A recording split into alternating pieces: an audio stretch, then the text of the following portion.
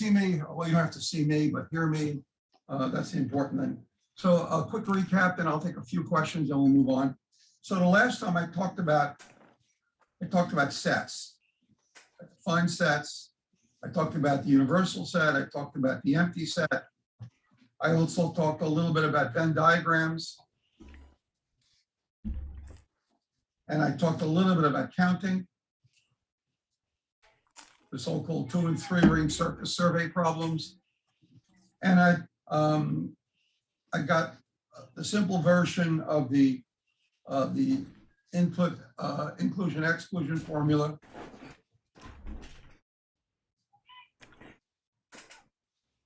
And I generalized this, and I told you really don't need this formula to do any problems. Were there any particular examples that bothered anybody? I'll take 1 or 2 questions now, and anything else, just send me an email and we can talk about it. Does anybody have any particular questions about the homework? I gave you the homework on sections 1.1 and 1.2.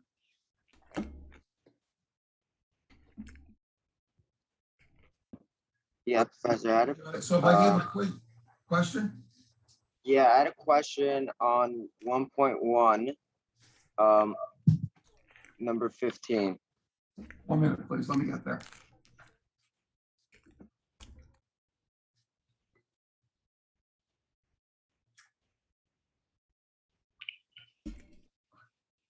Oh, that's the paradox. Okay, so let me talk about that very briefly. Okay, so there's a small town, right? Is that what we're talking about, Naeem? Yes, Professor. There's one barber, and this is called Russell's paradox, by the way.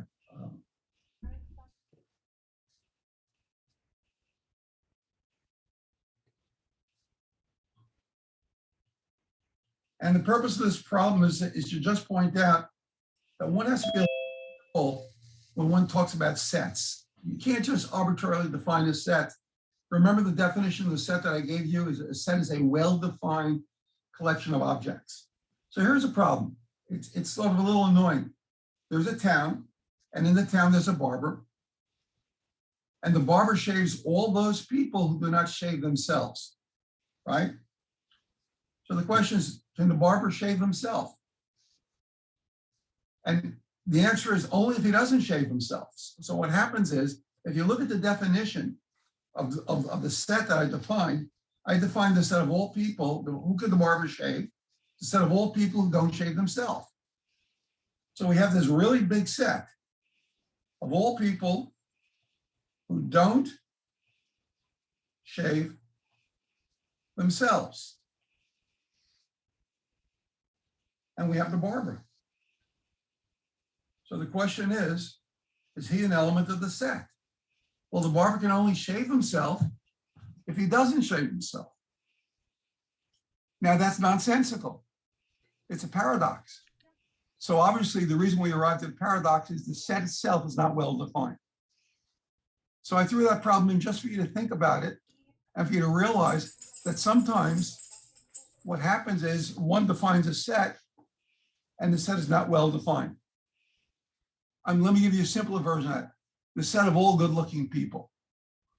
Well, that's not a very well-defined set. How do you define good-looking? Okay, Naeem? So that problem was just thrown in to let you know that you got to be a little bit careful when you define sets. Oh, Professor, there's also a set with non-repeating terms. Like, what do you mean? So if you have a big set where it's everything that's not repeating, and put everything into that set, and that means that if everything is not repeating is in that set, then you could also say that that set is not repeating, so that set would be inside of its own set, which is I don't understand what you mean. What do you mean by what are the elements of the set? Wait, let me go look up the name of it, because I remember reading about that particular case. Okay, but because I don't understand what you're defining. Things that don't repeat are put into a set. So okay, so the numbers 1, 2, suppose I had to set a whole number, all integers. Yeah. So nothing's repeating. So what about it? So that's just an infinite set. All right, maybe I'm describing it wrong. Let me look it up. Okay, well, you can get back to me on that because I don't understand what you're defining. Meanwhile, were there any other question about any other examples?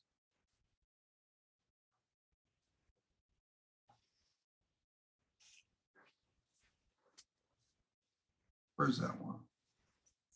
Professor, I have a question about exercise 1.22, question 5. Okay, so why don't we do that problem and that'll be a nice review. Maggie, there's another one I just want to warn you about. I'm trying to find it now. Yeah, when you try to do number 7, you can't get number 7, just answer the question. 7's a little tricky. All right, so let me look at the one you are asking about. Number 5, you said? Yes, number 5, Okay. on page 22. Okay, so we have a survey of, we have 50 students, right? Yes. Okay, and what do we know? So, and there are 3 movies. So let's look at the 3 movies. Gone with the Wind. So G for Gone with the Wind. The African Queen and Casablanca. And by the way, these are all very famous movies. They're probably well before your time, but they were all, okay. The following data was obtained. 3 had seen all 3 movies. So there's a 3. 7 had seen Casablanca and the African Queen. So Casablanca and the African Queen, that's this region here, it's 7. So I must have 4 left over. 14 had seen only Gone with the Wind. So right in here, we have 14. So far, so good? Yes. 16 had not seen Casablanca, so we're out of C, but had seen Gone with the Wind. So these 2 pieces together must be 16, which means this is 2. 17 had seen African Queen, but not Casablanca. So they got to be out of the C, so they got to be within here and here, right? Oops. You got to be either here or here. We have 2 over here, and how many I say, 17? So this must be what, 15?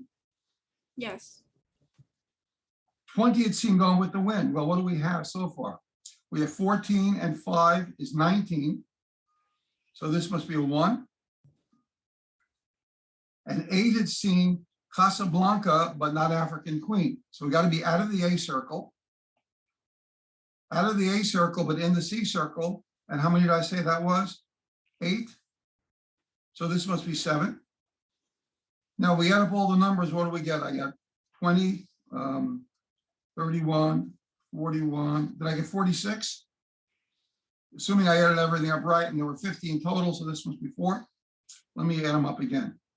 14, 19, 20, 29, 29, and I made a mistake. 20, 14, 16, 20, 35, 40. Okay. So now we ask the question, how many saw African Queen? Well, the number who saw African Queen is 15, 20 is 24, everything in that circle, right? Add all these up. How many had seen only Casablanca? Well, only Casablanca, that means they didn't see African Queen, they didn't see Gone with the Wind, but they did see Casablanca. That would be 7. And so on, okay? You got it? Yes. All right. Now, I want to warn you, you got to be careful when you do 7. I'll let you play with that. When you do 7, only answer what he's asking. Find all the parts of all the sets. Okay? Okay. So let's talk a little bit more now about counting.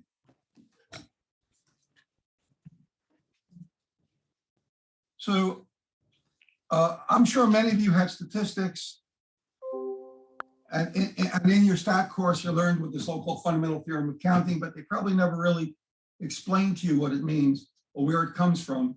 So I want to begin with something called the Cartesian product.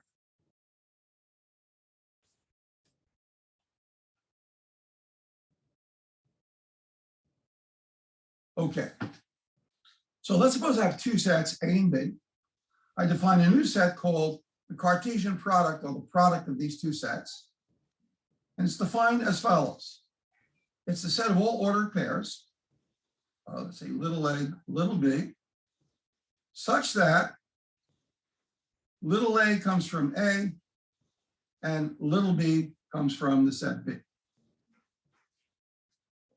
So let's talk about this set. Let's look at an example. So it's a set, if you look at A and B, it's a set of all possible pairs. For example, suppose A is the set A, B, C. And let's suppose B is the set with the numbers 1, 2. Well, I can actually write down all possible ordered pairs pretty easily here. You can see it's going to be A1, A2, B1, B2, C1, C2. But that's because we have two very simple sets. But let me show you a simple way of doing this. If you want to make sure you don't miss anything, first let's look at A. What can happen for A? You can either choose A, we can choose B, or we can choose C. And then if I choose A, then for B, I can either choose 1 or 2. So if I want to start enumerating the elements in this set, I have A1 and A2. Similarly, if I chose B, I can either choose 1 and 2 from the set B, B1, B2. And similarly for C, I can choose the elements 1 and 2.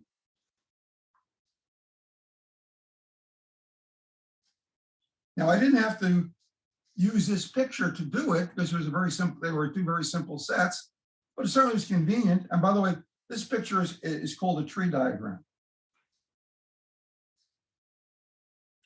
This vertex right here is called a root, R.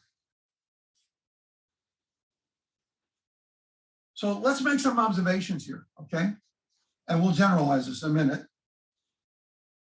The number of elements in A is 3. The number of elements in B is 2. And notice the number of elements in A cross B, we have 1, 2, 3, 4, 5, 6.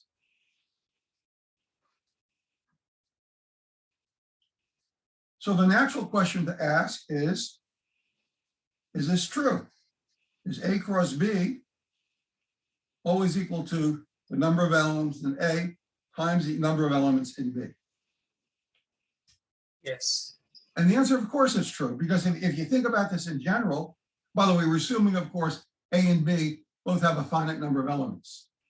If you think about this in general, suppose A consisted of A1, A2, up to and including A sub n, and B consisted of the elements B1, B2, up through B sub m. And if you construct A cross B, we're really interested in the number here. Notice how you construct it.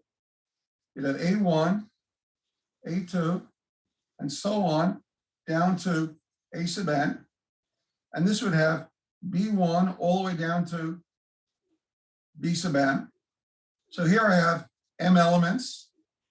This one would also have m choices. And I would have m choices for each of the n elements in A. So it's just equal to m times n in general. And this is called the multiplication principle.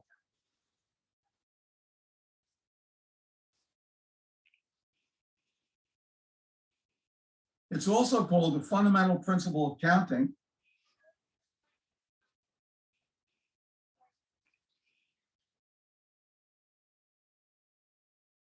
So if each of these is finite, it's very easy to figure out the number of elements in the cross product.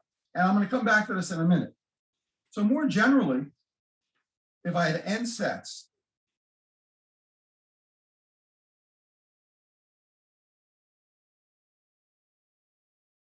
where let's say,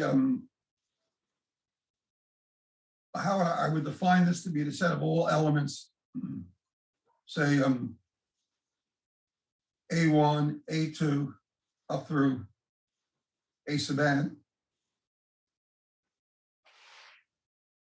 such that A1 is element in A1, A2 is any element in A2, and so on, and A sub n is any element in A sub n. Then it follows that the number of elements in the cross product, the product set, is equal to the number of elements in A1 times the number of elements in A2, and so on. So this is the generalization of the multiplication principle. So that's a pretty important idea. And I'll illustrate how to use it in a couple of minutes. But let me just look at a triple set. So let's suppose A consisted of the element just AB. B consists of the elements 1, 2, 3. And C consisted of the elements star and slash. I just made up a couple arbitrary sets. So if I wanted to actually list all the elements in this set, I can do it systematically using a tree. For the first set, I can choose A and B. If I chose A, then I can choose 1, 2, 3, 1, 2, 3.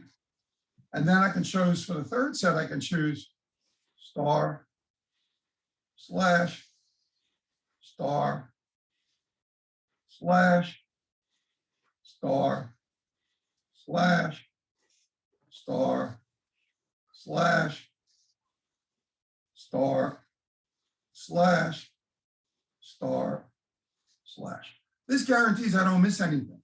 So if now we follow the paths, what would I get? I would get A1 star, A1 slash. Or I can have A2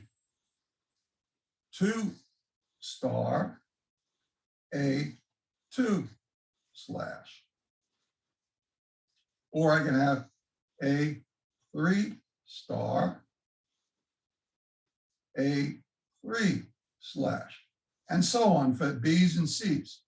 But notice, if I'm just interested in the number of elements in A cross B cross C, the number of elements in A had what? 2 elements.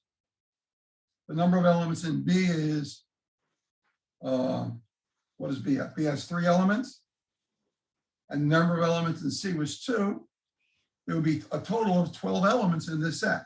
Notice if I started with A, I got 1, 2, 3, 4. What did I get? 1, 2, 3, 4, 5, 6. Something's not right here. A1 star. 6. 18. Why aren't I getting 18? I should be getting 8. Why am I getting more? 2, 4, 4 times 3 is 12.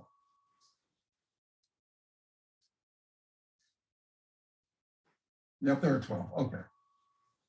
If you number, I just counted them.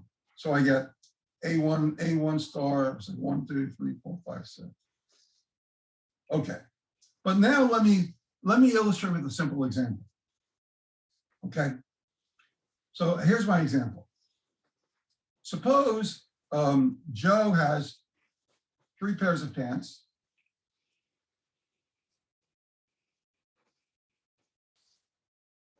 And he has 4 shirts. And my question is, and getting dressed means you wear a pair of pants with a shirt. So the question is, in how many different ways can Joe get dressed? Well, first we'll do this the long way. So let P be the set of all pants. So he has 3 pairs of pants. And S would be the set of all shirts that he has.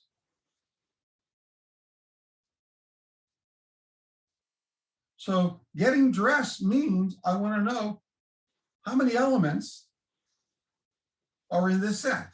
For example, one way of getting dressed is wear pants 1 and shirt 2. That's one of the different ways. So notice what I'm really asking in total is how many elements are there in the set, the product set with P and S?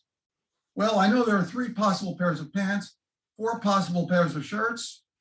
It's just 3 times 4, or this guy has 12 different outfits, 12 different ways of getting dressed. So notice this was just a simple application of the multiplication principle. By the way, some of you may have heard the word permutation in another course. You'll see, in fact, this is an example of a permutation, whatever that may mean. So in general, what we want to do is we don't want to always write out, we're really not interested in this problem, in the specific ways of getting dressed, but I'm more interested in the number of different ways he can get dressed.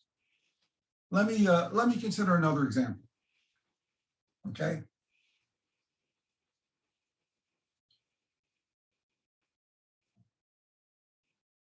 How many possibilities are there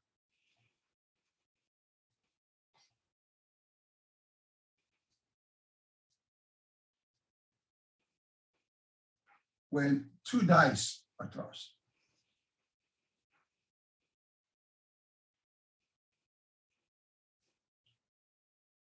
Well, if we think about this the long way, and then we'll show you the abbreviated way of doing these problems.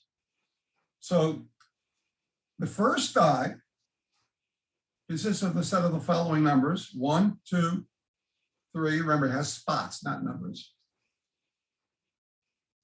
And the second die, by the way, is exactly the same, right? It also has the same numbers. So what I'm asking is how many different outcomes can happen here? So what can happen is the first die can get the numbers 1, 2, I want to actually list them all here, 3, 4, 5, 6. And then the second die could be 1, 2, 3, 4, 5, 6. And I would do this for each of the 6 possibilities. If I do that, by the way, I'm writing this out because this is an important set. What would I get? I would get 1, 1, right? 1, 1, 1, 2, 1, 3, 1, 4, 1, 5, 1, 6. 1, 1, 1, 2, 1, 3, 1, 4, 1, 5, 1, 6. Then I would get 2, 1, 2, 2, up to 2, 6. 3, 1, 3, 2, up to 3, 6. And so on until 6, 1, 6, 2, up to 6, 6. And notice the number of elements in D1, D2. D1 has 6 possibilities. D2 has 6 possibilities. We have a total of 36 possibilities here. And by the way, notice this outcome is different from this outcome. Now, you may not be able to tell the difference because the dice are identical, but if you think of one die as being red and the other die as being blue, then I can get a red could be 1 and the blue could be 2, or the other way around. So notice it's really, there are 2 questions involved in this problem. One question is explicitly list all the outcomes. And the other question is, how many outcomes are there?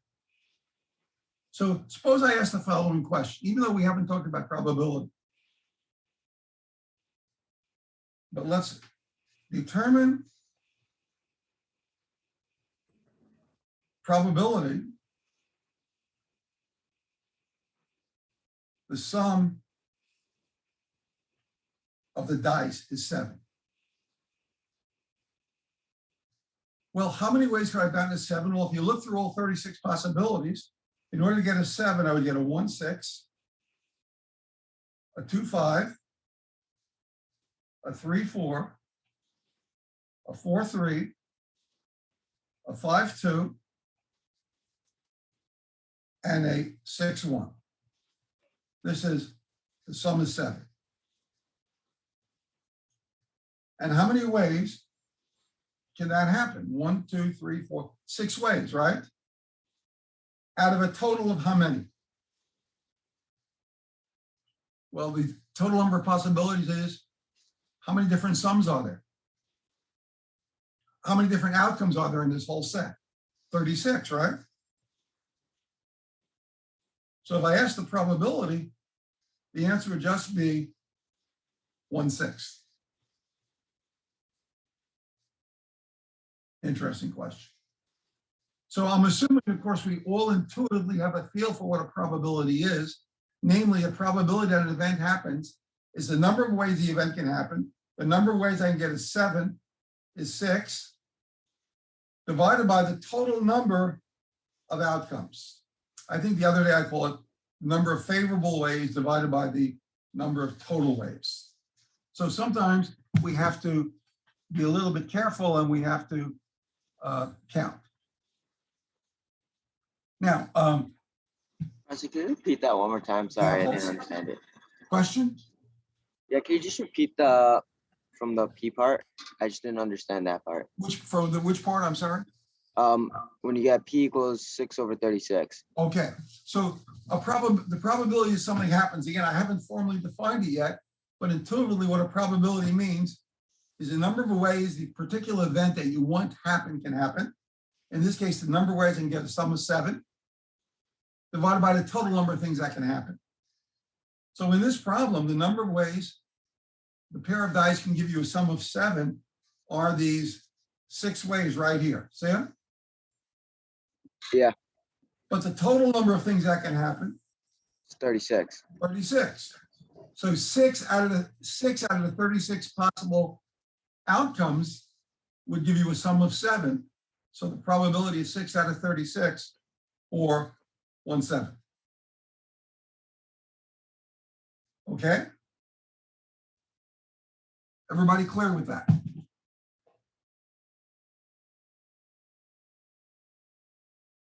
Okay. Here's a lottery example.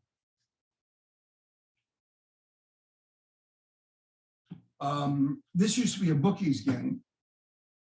And what people used to do years ago is your local bookie would come around to wherever you are, wherever you worked, and he would say, who wants to bet on the lottery? Now, the way they defined the lottery was the following. The racetrack always reported how much it earned each day. Its total earnings, or maybe the total winnings. And your job was to guess the last 3 digits. And if you matched the last 3 digits, you would pay the bookie $1. And if your last 3 digits, if you guessed the right last 3 digits of the total income of the track, the bookie would give you back $500. So the question is, firstly, is that a fair bet? Did the bookie give you enough money? That's really an interesting question. So let's analyze this. So instead of writing the number of elements in A and the number of elements in B, the number of elements in C, because remember, what's happening is, if you look at what's happening, we're looking at the set of all possible numbers, triples A, B, C, right? For example, it might happen that the last 3 digits are all zeros, or the last 3 digits are 1, 2, 3, or 6, 7, 9, or 805. So basically, if A1 is the first digit, if A2 is the second digit, the set of all possible second digits, and A3 is the set of all possible 3 digits, we want to know the number of elements in this set. Well, we know the set of any of these consists of the following digits, 0 up through 9. Oops. Right? So how many numbers go in each position here? Up in little dashes. Well, how many possibilities are for the first one? Well, there are 10 digits, right? It could be the number 0 through 9. The same thing for the second. The same thing for the third. So altogether, the number of elements in the set must be 1,000. So the number of different possibilities for the last 3 digits is 1,000. So did the bookie give you enough money? Did it? If there are 1,000 possibilities and only one of them is a winner, then the probability that you would win was 1 out of 1,000. So it seems to me for every dollar you bet, the bookie should give you back $1,000, not $500. Didn't work that way though. The bookies were looking to make money. No, 0, 1, 2, 3 through 9, right? Now suppose I asked a different question, okay? How many 3-digit numbers are there?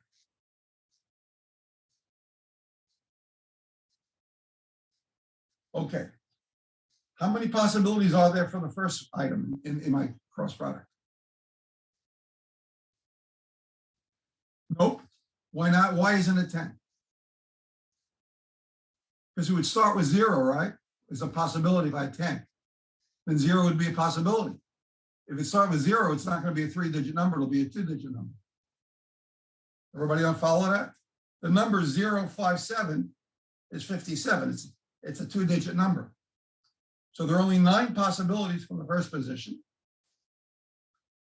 There are 10 possibilities for the second position, because you can have a 0 there, and 10 possibilities here. So we have how much? 900. Let's look at another example.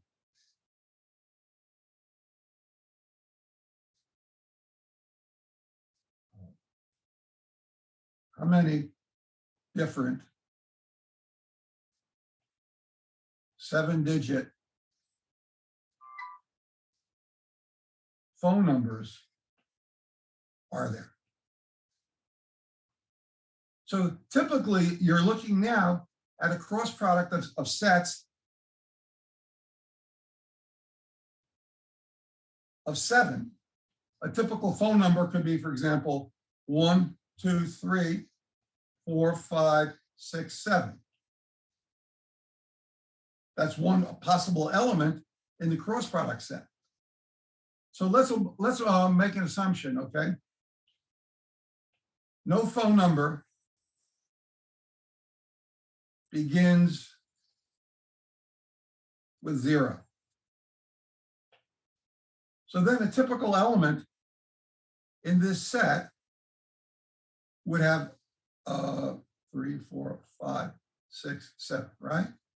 It would have 7 positions. It would be a 7-tuple. You know, each element has 7 elements from the original sets. So if we can't start with 0, we have 9 possibilities here. And then each of the other positions would have 10. So the total number would be, what, 9 million?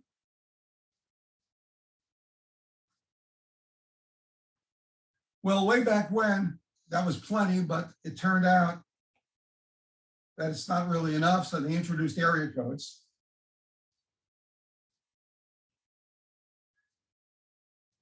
And for convenience, let's assume an area code can start with 0, just so I have nice numbers. So I have 10 possibilities here, 10 possibilities here, 10. And this was the same as before. 9 times 10 to the 6. This would give me 9 billion, right? Million billion, yeah. So now we have more than enough phones to go around.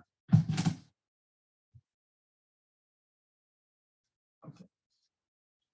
Let me go back and look at a different question, just to show you how to deal with these things a little bit, okay?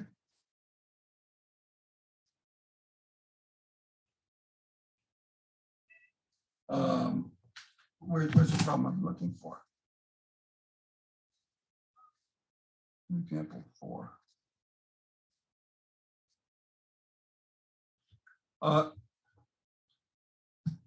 In the example I did a minute ago, how many different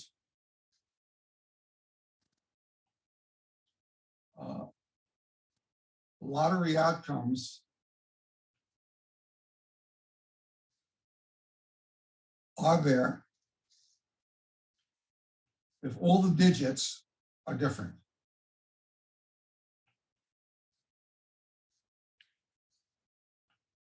So I'm asking a different question now. Remember before we showed where there were a total of 1,000 different lottery possibilities. But now I'm asking, how many are possible if all the digits have to be different? Well, a typical 3-digit would look like so. There are 3 positions. Okay. If they're all different, how many choices do I have for the first position? How many digits are there in total? 10, okay.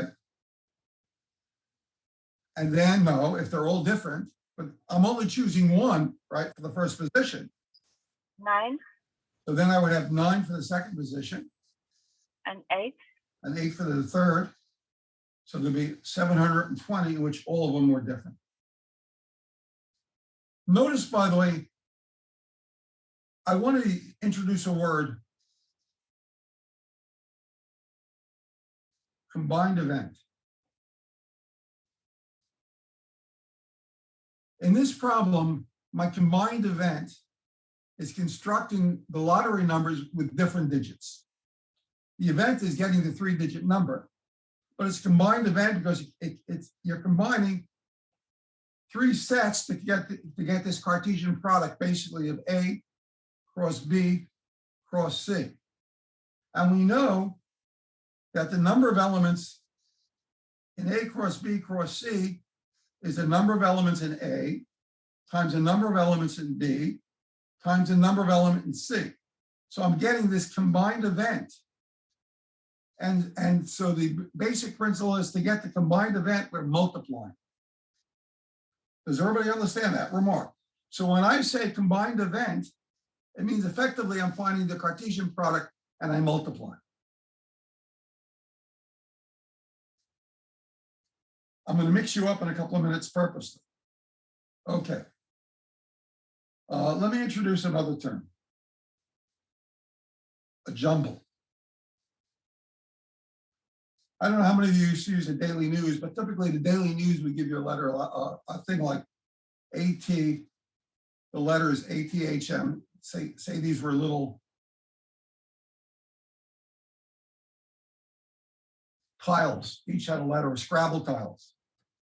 So the question is, if I have these Scrabble tiles, how many different words can I make? But they don't have to be real words. For example, ATHM is a word, but it's not a real word. So I call them jumbles. Every time I jumble these around, I move these around, I get a different word.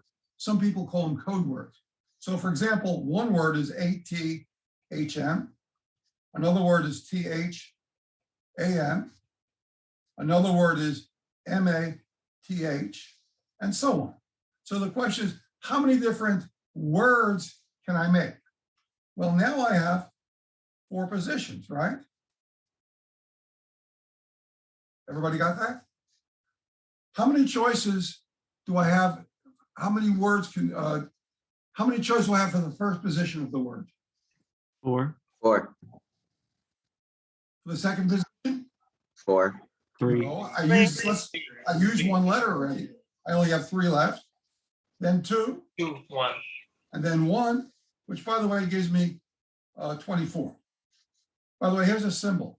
The symbol 4 factorial is a symbol we're going to use. It means 4 times 3 times 2 times 1. 8 factorial will mean 8 times 7 times 6 all the way down to 1. Notice 2 factorial times 3 factorial is 2 times 1, 3 times 2 times 1, which is 12. Notice it's not equal to 6 factorial, okay? Just to point out, 1 factorial is just 1. Oops. 1 factorial is 1.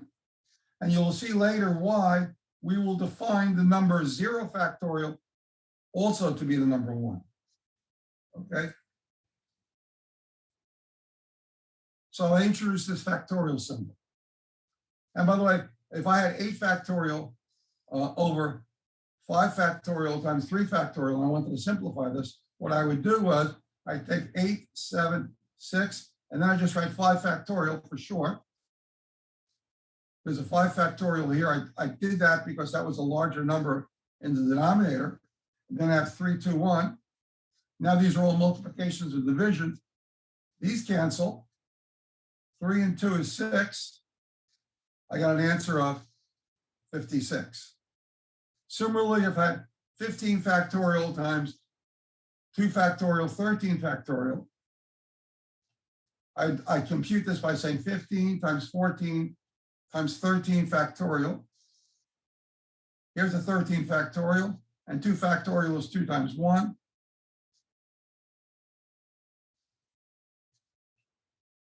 What's this, 105? So one can play with factorials in a very simple way. How's my time doing here?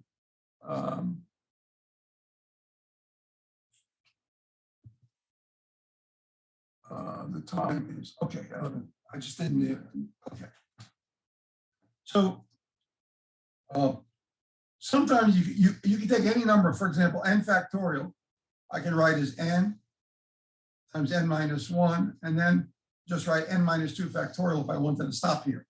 Or I can go all the way down to 1. So factorial is a pretty useful notation.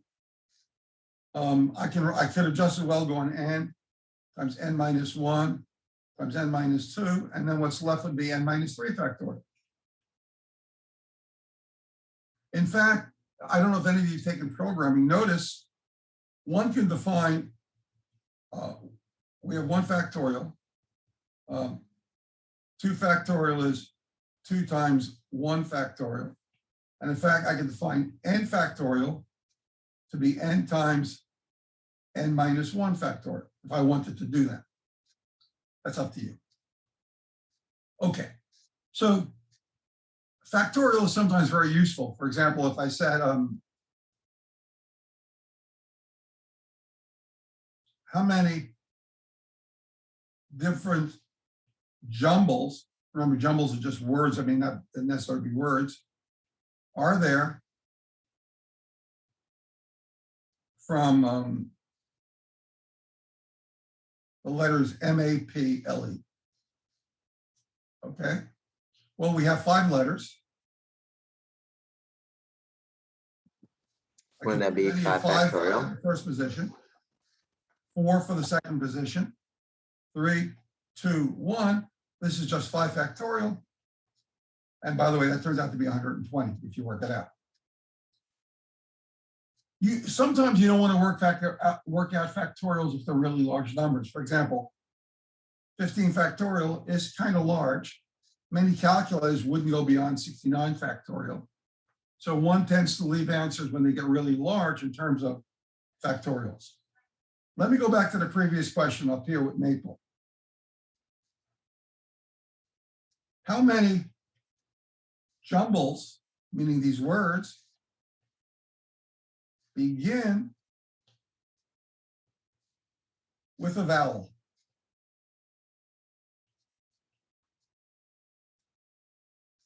Okay, M-A-P-L-E.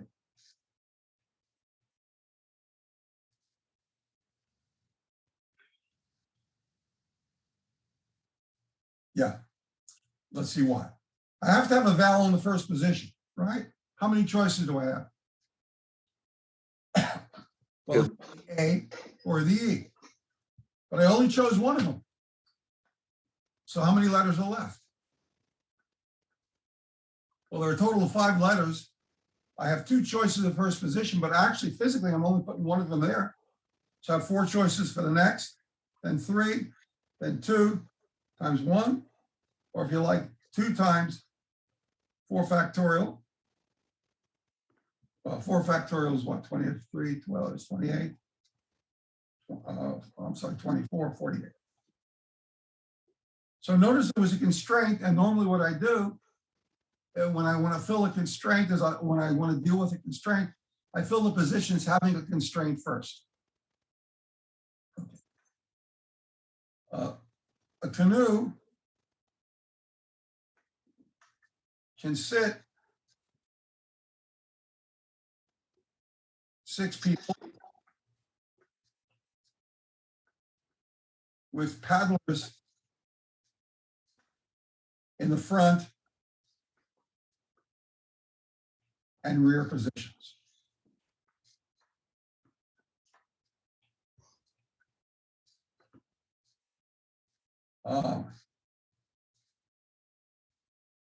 There are 10 people on a dock, 4 of whom can paddle. In how many ways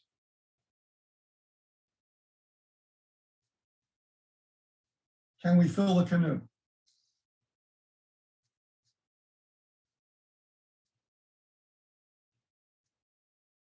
Okay, so what did I say about my canoe?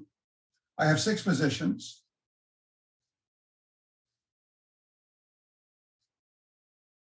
And I have to have a paddler in the first position and a paddler in the second position.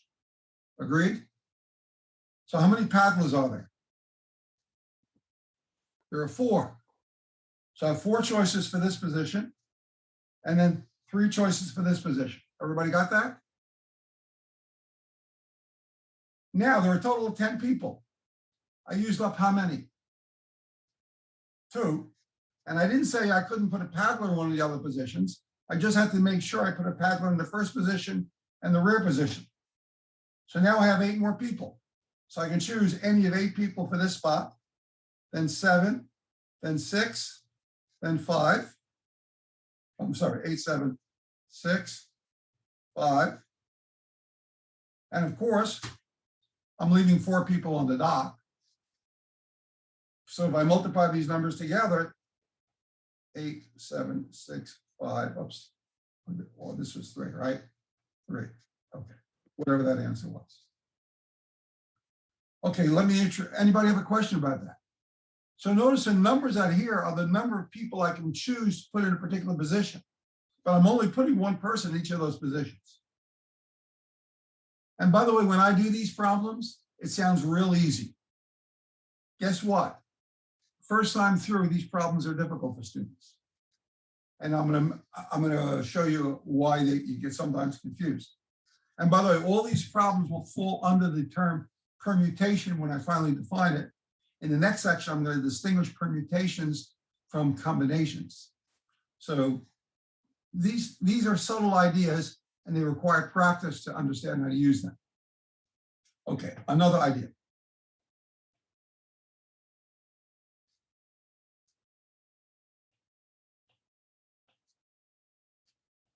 The addition principle.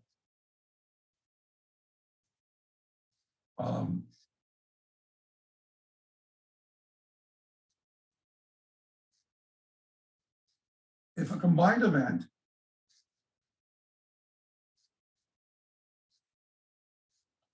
can be performed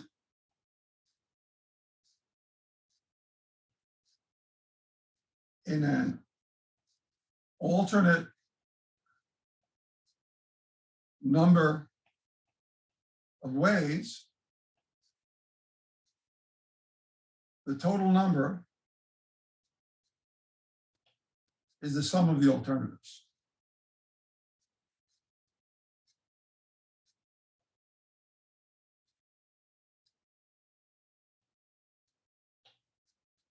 All right, we got to explain this. So if a combined event can be performed in an alternative number of ways, the total number of ways of performing this combined event is the sum of the alternatives. Okay, now that's clearly not obvious. So let's an example. Let's suppose I want to go from New York to Florida, and I'm going via Philadelphia. There are 3 train routes from New York to Philadelphia, and 4 different train routes from Philadelphia to Florida. Or I could take any of 12 different airlines. So the question is, how many different ways can I get from New York to Florida?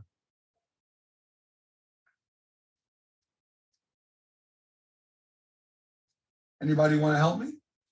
Would it be 24? Why? Because you could take Why 3 isn't trains. why isn't it 144?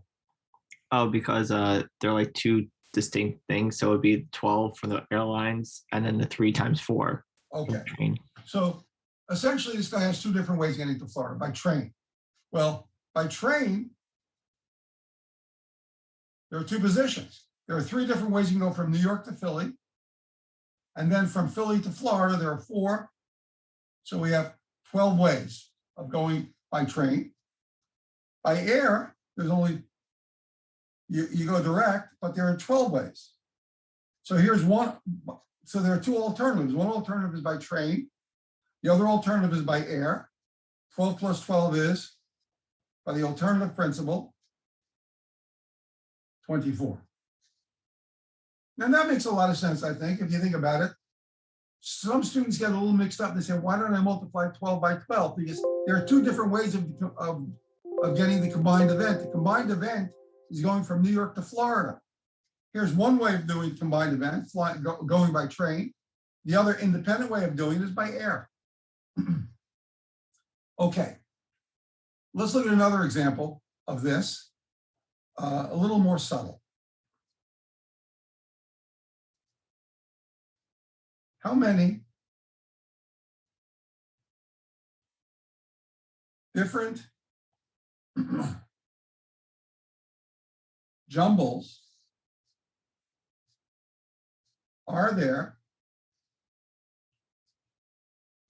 of the letters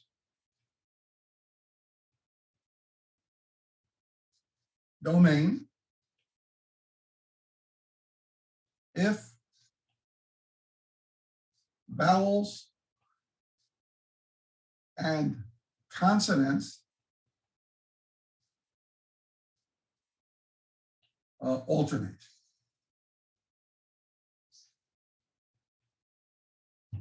I'll give you a minute to think about it and see if you can solve the problem. Literally a minute.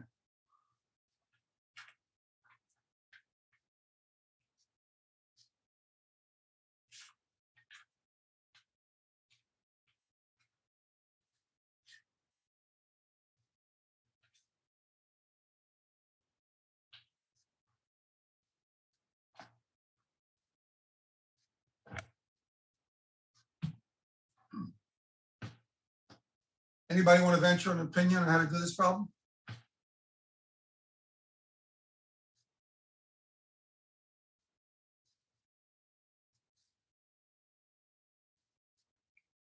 Since there's 2 different ways you can have them alternate, you can have them starting with a vowel, or you can have it starting with a consonant. So those are 2 separate, like, independent events. Okay. So it's like kind of like the starting spot. And then so it would be, because there's 3 vowels and 3 consonants, it'd be 3 times 3 times 2 times 2 times 1 times 1. But then since it'll be the same, like for both. Okay, got it. Okay, that's right. So let's look at that. So there are 6 positions to fill. So what I can do is I can begin with the vowel. And then the ones in between would be consonants. Remember the vowels, let me just remind you, the vowels in this problem are what? O, A, and I. And the consonants are, what are they? The consonants are D, M, and N. So if I fill up the consonants, I have, the vowels rather, the first choice is I have 3 choices for this position. Now there are 2 more vowels remaining because I have 2 choices for the third position and 2 for the third position of the vowel. I'm sorry, 1, not 2, 1. Similarly, for consonants, I have 3 choices for this position, 2 choices for the second consonant, and 1 here. And by the way, this turns out to be 9 times 36. However, who was I just talking to? That was Oh, who suggested the solution? Hello. yes, sir. Okay, that was I'm trying to read names here. Joseph. Oh, yes. Okay. Joseph realized you could just as well begin with consonants. And this problem was rigged that the numbers are the same. So again, you have 3 choices here, 2 here, 1 here, 3, 2, 1, which gives you another 36. So here's one way of doing the combined event, beginning with a vowel. Here's another way of doing the combined event, using a consonant. So by the addition principle, the total is the sum of the alternatives.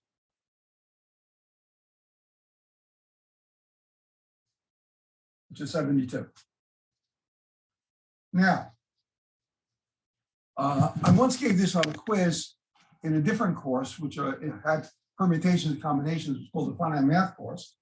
And I had a student do it differently, and I marked her wrong until she came up and explained to me what her thinking was. So here's what she said.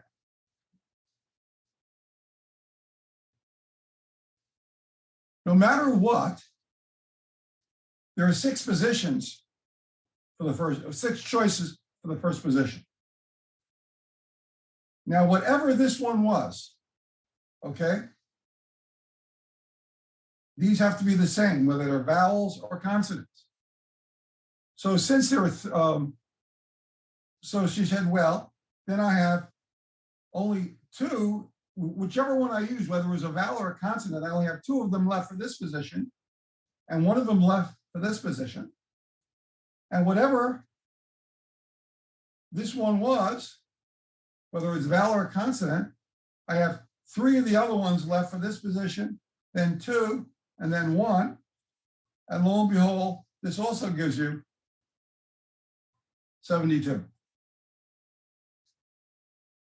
There was another way of thinking about it. I hadn't thought of that. The way I did the problem, of course, was the first way, looking at the possibilities. Okay. I already did the dice problem. I think it's important for you to know when you toss a pair of dice that there are 36 possibilities and what those 36 possibilities are, because that kind of example is going to show up a lot using dice later on in the course. Another one is flipping coins or having children, okay? Mathematically,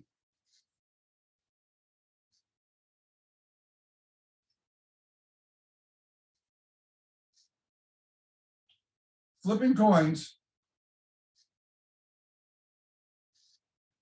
or having children are the same. What do I mean by that? Okay, that's kind of a weird kind of statement to make. Let's suppose I toss a coin 3 times. Let's look what can happen.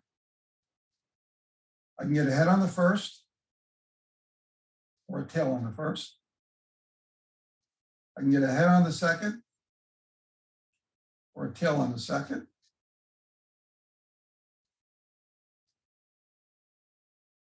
By the way, we know there are going to be 8 possibilities. For the first space to be a head or a tail, 2 possibilities.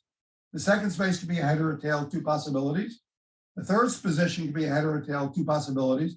2 times 2 times 2 is 8. Right?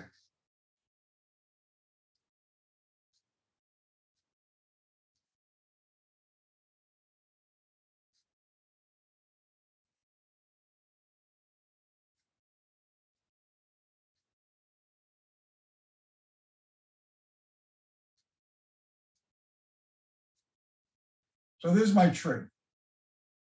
And by the way, if I wrote out all the cases, I would get head, head. I'm leaving off the subscript now. Head, head, head, tail. That's this one. Now I go head, tail, head, head, tail, tail, tail, head, head, tail, head, tail, tail, tail, head, tail, tail, tail.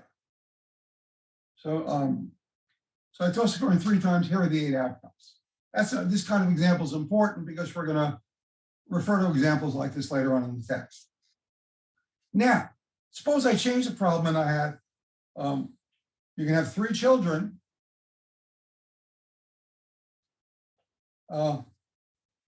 List all possible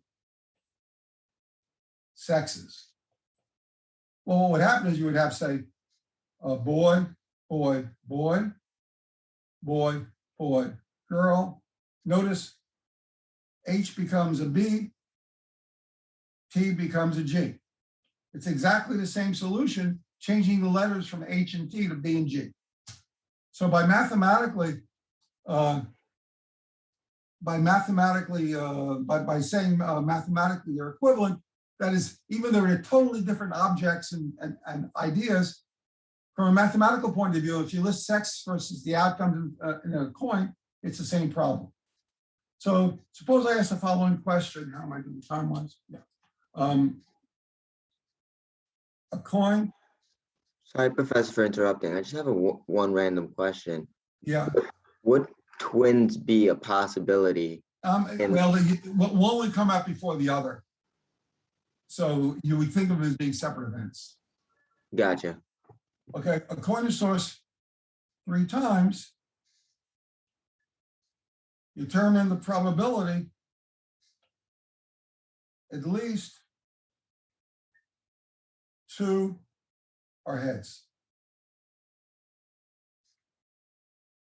Okay, so notice the total number of things that can happen here is 8, right? Again, we haven't talked about probability formally yet, but now let's look at the case where at least 2 are heads. I'll circle them in red.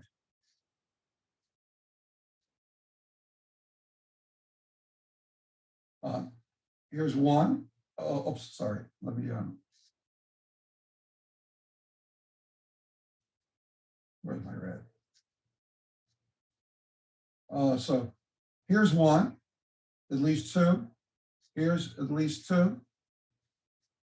Here's at least 2. Here's at least 2, right? So if at least 2 are ahead, how many cases are there?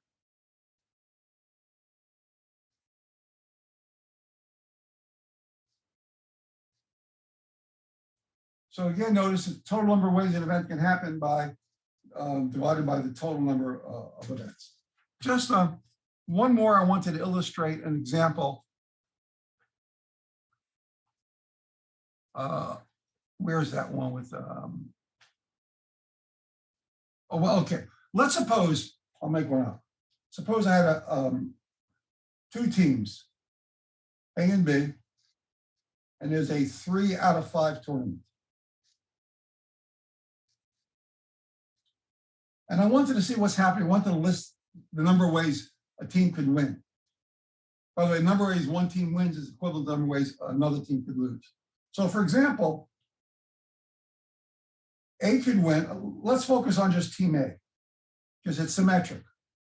So what can team A could either win or lose. Notice if team A loses, that's another way of saying team B wins. Let's say the first game.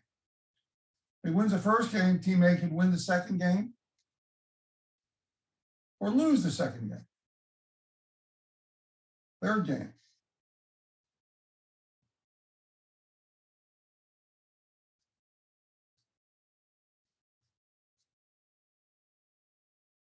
So I'm focusing just on team A now.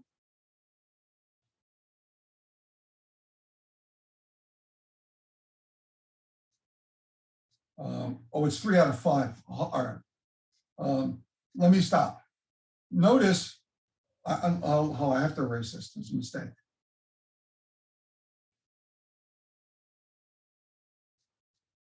And just let me make it simpler so I don't have to work as hard. Let me make it, instead of 3 out of 5, 2 out of 3, okay? So we focus on team A. It can win the first game, or it can lose the first game. It can win the second game, or lose the second game. Notice, by the way, it won the tournament if this happens. It won 2 out of 3 already. It could win the third game, or lose the third game. And this is also an ending. Why? Because then the other team, if it lost 2, that means the other team won 2. So every time I draw a little bar like this, it means that's when the game's over, the tournament is over. It can lose or it can win.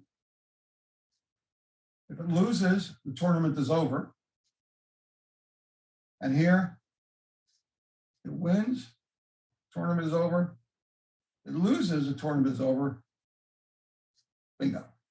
So if we want to see what this guy can do, he can win into, here are all the different ways this plays out. A wins 2 straight, or he wins in 3, and the same thing happens for B. So the idea of a tree is really a fundamental idea. I think you'll find it very useful. Okay, I want to stop here. Oh, I can't pause this yet. I want to stop the recording.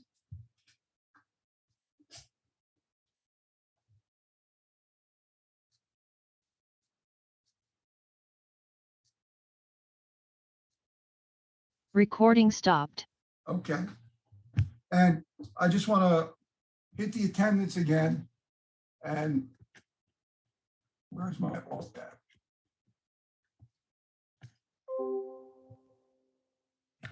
Okay, quickly.